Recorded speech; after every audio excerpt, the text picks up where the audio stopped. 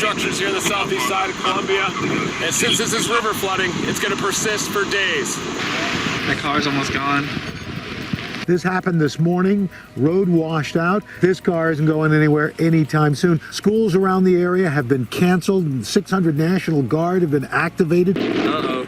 Yep, he just made a mistake. So what happens when you combine the dip in the jet, a stationary low, and tropical moisture all in one concentrated area? Well, what you have is record-setting flooding. And that's unfortunately what's happening right now throughout South Carolina. Big road closures, I-95 and I-20 to I-26, I-95 at I-26. I-20 is closed in several places, but the problems will probably linger. Just absolute devastation. Submerged cars everywhere. Water rescues underway. Some places they're talking about this is a 1 in 1,000 year flood. I'm Billy Robinson, South Carolina United Methodist Volunteers and Missions Early Response Team Coordinator. October 2015, of course, we all know had devastating floods here in South Carolina. Our early response teams go out in the aftermath of disaster and cut out egress routes into homes and structures with chainsaws and make access into people's homes, and we place tarps on roofs that are damaged, cutting trees and debris off of it. We also help muck out a home that's been flooded, which means getting all the material and possessions out of a home and then make it safe, sanitary, and secure, which can require removing the sheetrock, the drywall, and moving the furniture out, and then spraying it down for mold. In South Carolina, we had several hundred volunteers who responded week after week. These same volunteers would, respond one week and then take a day or two off and respond the following week. For each team that came in, there was another logistical thing we had to do, was set up housing for these teams to make sure they were fed and make sure someone could coordinate the workload for them, where they're going, and prioritizing the jobs, assessing the damaged areas, and trying to make sure we got the most people that needed the help right away as soon as we could. But the number one function of our response team is being listeners and God's hands and feet on the ground in the early aftermath of the disaster. And I really am proud of our early response teams, with all of United Methodist Volunteers and Missions, and our church as a whole of the conference, from raising funds, flood buckets, health care kits, you name it. Our conference stood up and did what it should when it came time to do something.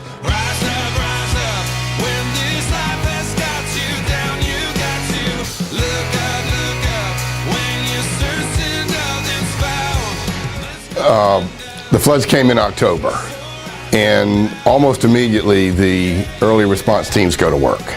And their job is to get into places that people are simply overwhelmed with clean out, and rip carpet out and clean floors, and sometimes even tear out a little sheetrock. So after a period of months of ERTs at work, the VIM teams start getting scheduled, they start coming in, and their job is to rebuild and repair people's houses, everything from replacing that carpet to replacing sheetrock. And in the events of flooding, one of the things that was particularly significant was getting rid of mold.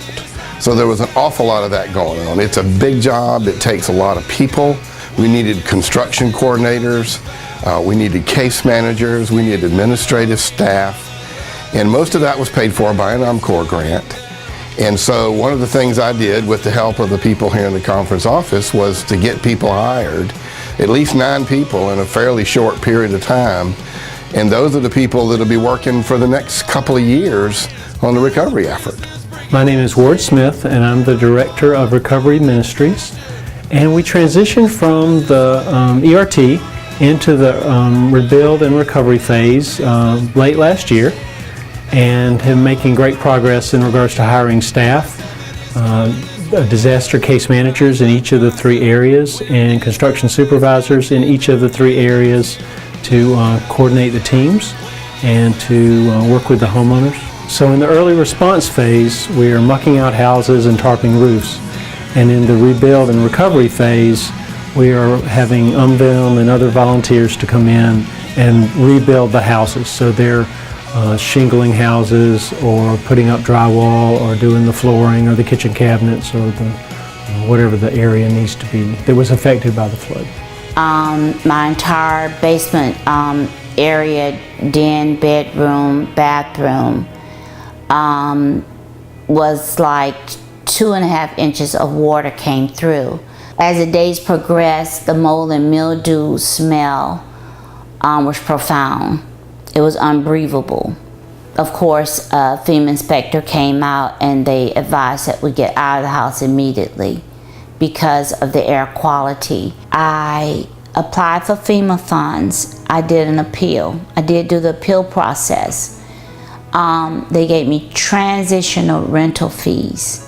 So they never gave anything to place me back home. And that was the damages that I needed to restore my home to come back to. I saw the United Methodist commercial advertisement through the news of what you all were doing, what the church was doing in the flood disaster area. And I took down the number and I made contact. A caseworker, Ms. Haley, called me. United Methodist came through. The basis of trying to get me back in my home has happened. And it's all through the blessings from the United Methodist Church. Words cannot express the gratitude, the humbleness, the gratefulness, and the blessing that United Methodist stored upon me. I feel that I'm almost back 100. And I owe it to United Methodist Church. Because I believe, no, I know that you all were the angels that I needed to build me back up to know that there is a God, there's hope. And I just need to keep the faith. And I did. Thanks.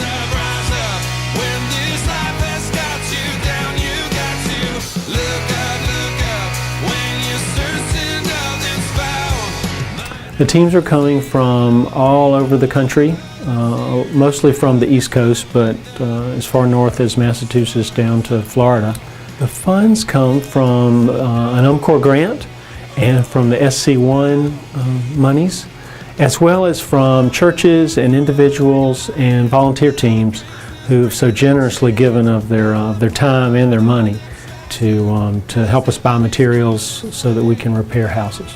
We always need churches to house teams, and we need individuals and groups to assist with the volunteer teams that are coming in, to help with assessing, to help with volunteer coordination on the sites is always needed.